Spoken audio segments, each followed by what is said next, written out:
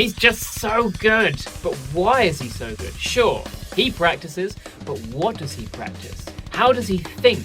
And how can you learn from him? How can his ideas make you a better drummer? Today I'm going to show you 3 of Gavin's approaches you can apply to your drumming right now.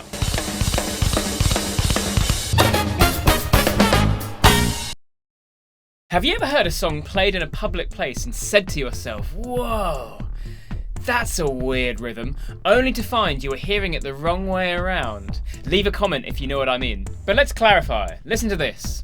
1, 2, 3, 4. 1, 2, 3, 4. 1, 2, 3, 4. 1, 2, 3, 4. But actually, it's this pattern. 1, 2, 3, 4. 1, 2, 3, 4. 1, 2, 3, 4. 1, 2, 3, 4.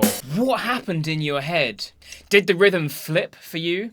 Does it flip back if we play the first groove again? 1, 2, 3, 4. 1, 2, 3, 4. 1, 2, 3, 4. 1, 2, 3, 4. 2 distinctly different feels, but actually it's the same rhythm, just displaced across the bar.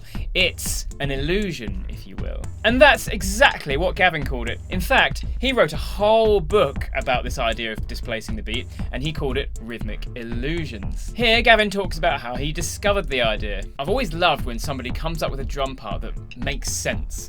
I'd analyse it and write it down. I began to realise that, say if I altered the start position of a pattern, I'd have a completely different groove. So I'd write out a part, starting in different positions in the bar, and come up with 5 different grooves. Actually, they were the same groove, but perceived differently. It was sort of manipulation. But wait, how can you and I use this? If you're looking to come up with more interesting drum parts and you feel out of ideas, this is something you can do right now. Take a beat you can already play, just shove it along a couple of beats, see what happens. Here's one from Rhythmic Illusions.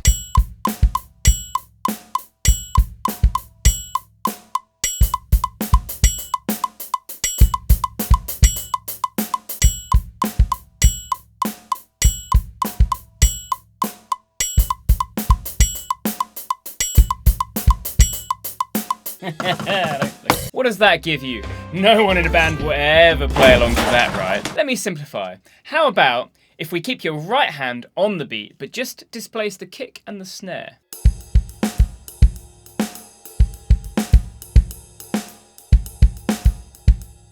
Then, let's accent the quarter note with the ride bell.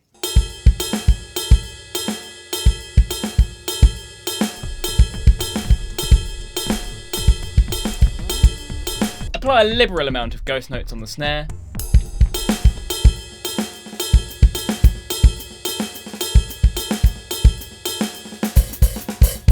And suddenly, you have this groove that sounds strangely Gavin-y. It's this thought to make it groove that really sets Gavin Harrison apart. He isn't looking to be flashy or showy, he's just looking to find something different, something he hasn't played before. When asked about this in an interview, Gavin's response was, "To this day I would never sit down and say, okay, I'm going to write something in 27/16.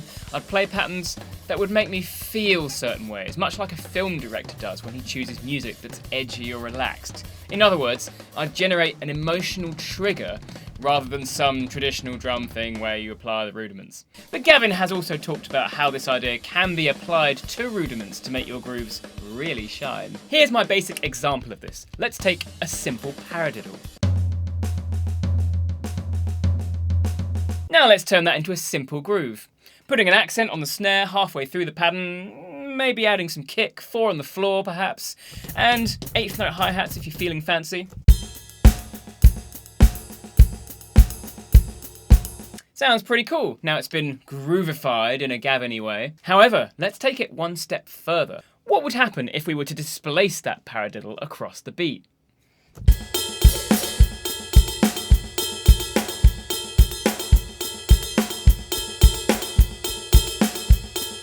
Gavin's book goes into way more complexity with paradiddles over 5s and 7s and all of this weird and wonderful stuff. But that's quite enough for you and I to be practicing right now in this video. But if you've loved this displacement idea and you want to get deeper into it, I've left a link to Gavin's book in the description below.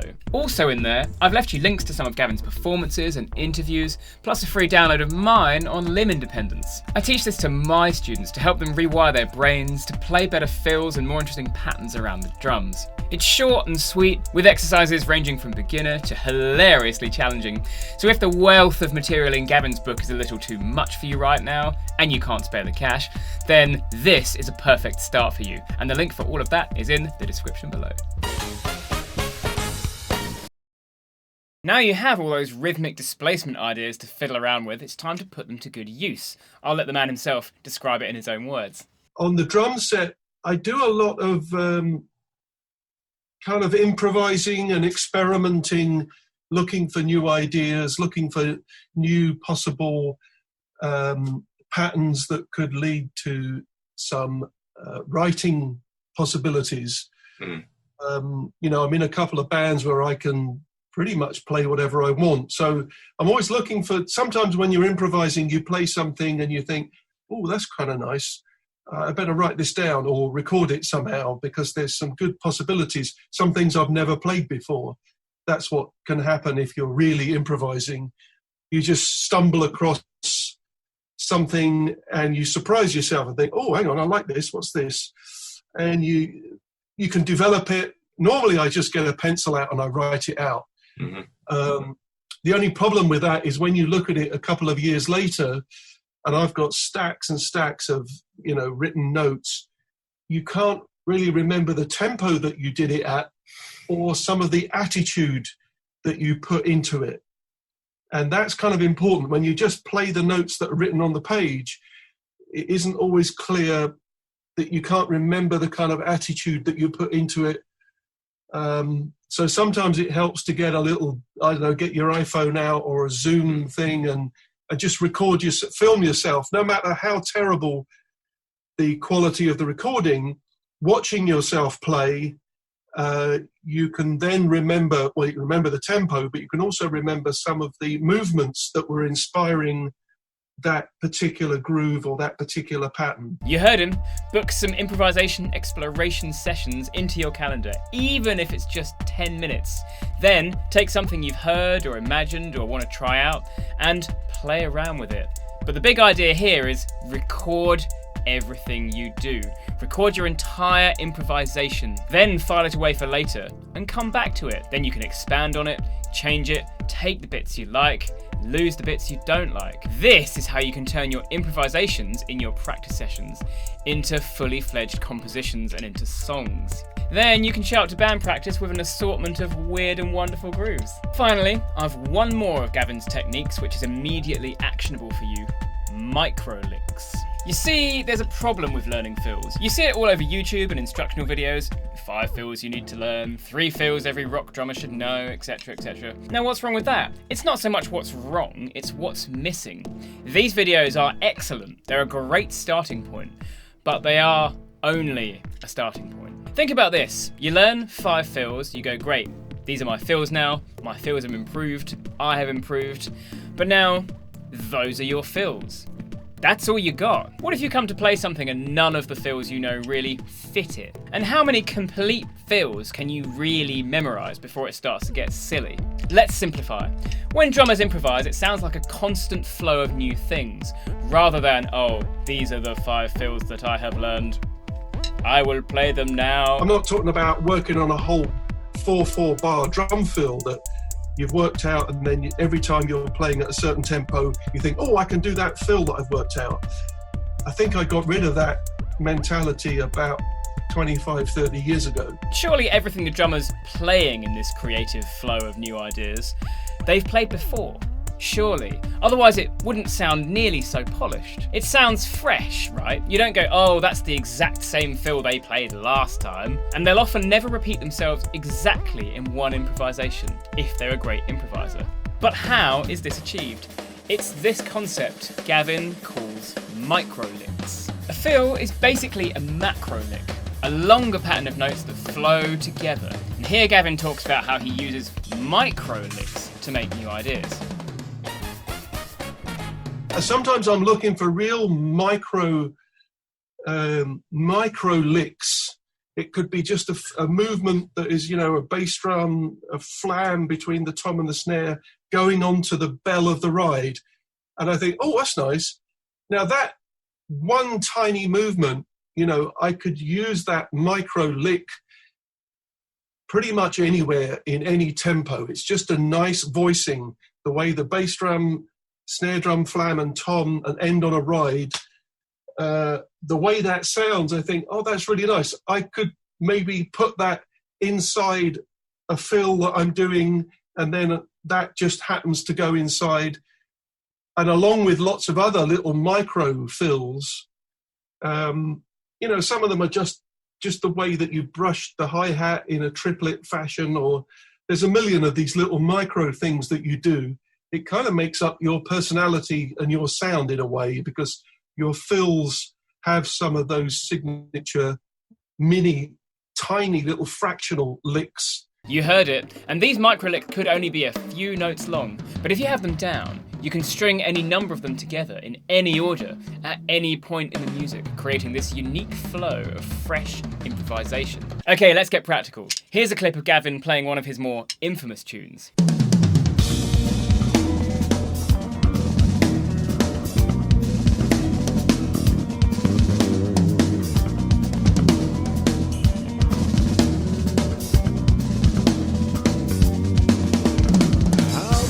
Wait, did you catch it? Listen again.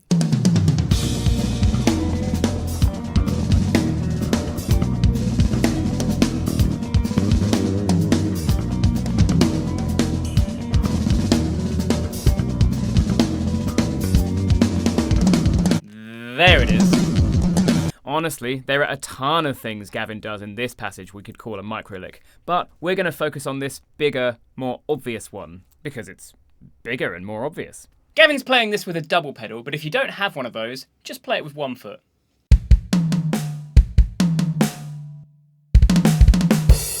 So we have a pattern of 5 notes, a micro lick, and you can put it anywhere.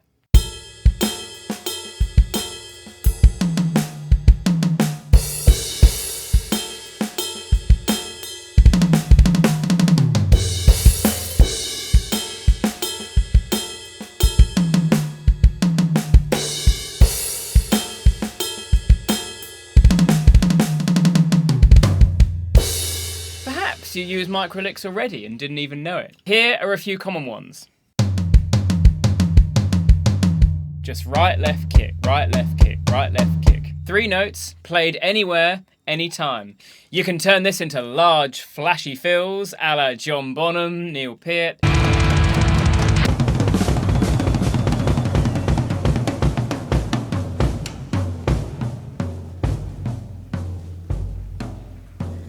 Or it can be chill.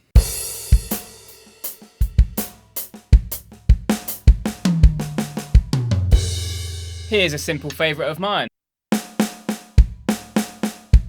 Right, left, right, kick, right, left, right, kick. Same deal, can be fast and flashy. Or nice and chill. Perhaps this micro lick idea seems familiar.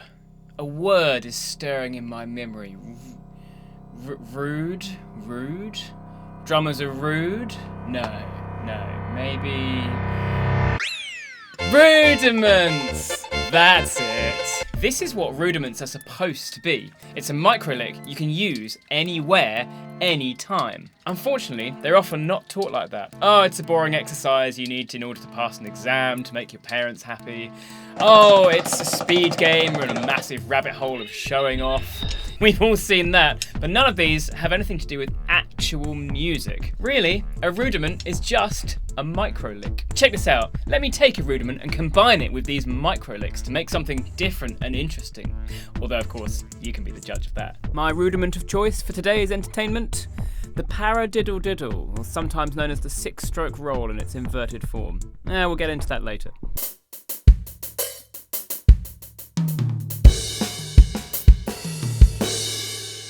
Now, the same rudiment and microlicks, but played very differently.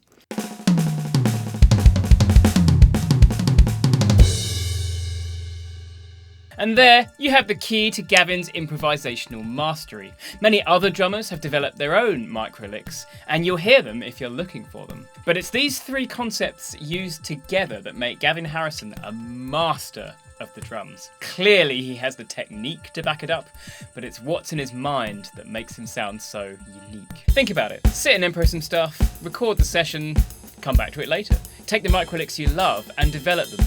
Then displace these microlicks across and around the beat in every way imaginable. Start them in different places, with different hands, on different drums. Then you've a wealth of new intriguing stuff to play. Then repeat the process. If you've needed some inspiration in your playing recently, take a leaf out of Gavin's book and repeat this cycle. Impro, microlicks, displace. Impro, microlicks, displace. But while you're doing this, remember Gavin's whole ethos to drums. These things are merely tools. You're just sharpening your tools, so you'll have a whole toolbox full of microlicks and rudiments that you can bring out to set a particular mood for a listener. Like a film director choosing a particular shot to tell a particular story. Don't get lost down that technical rabbit hole. Remember, it's about the music first and foremost. Now, go create something awesome. I mean, I don't know. I just sit down, I pick up the sticks and just start playing. The improvisational part really doesn't take place till maybe a few moments later when you start to recognize something new. I mean, improvisation is a funny thing because mostly what people are doing is playing things they've played before, maybe in a different order, maybe with a different voicing, but they're patterns that your hands and feet have done before.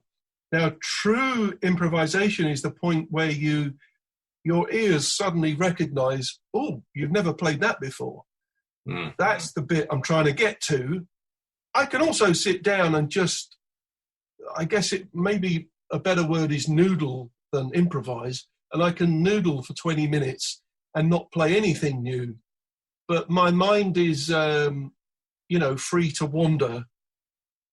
It's not every day I sit down and play something that I've never played before in my life, but that is obviously the thing that you're trying to get to. That's the exciting part where you think, oh my God, I've never played that.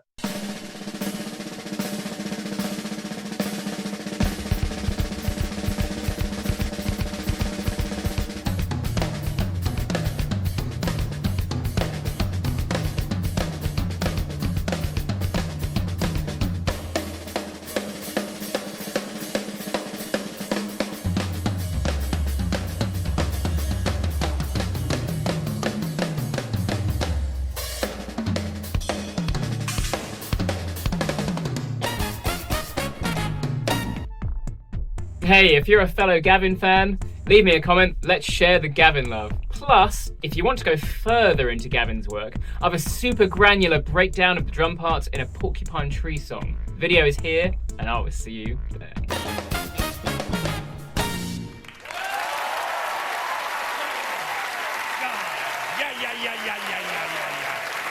Yeah. Thank you, Gavin. Gavin Harrison. How about that? Circles right there. Nice job. Gavin Harrison.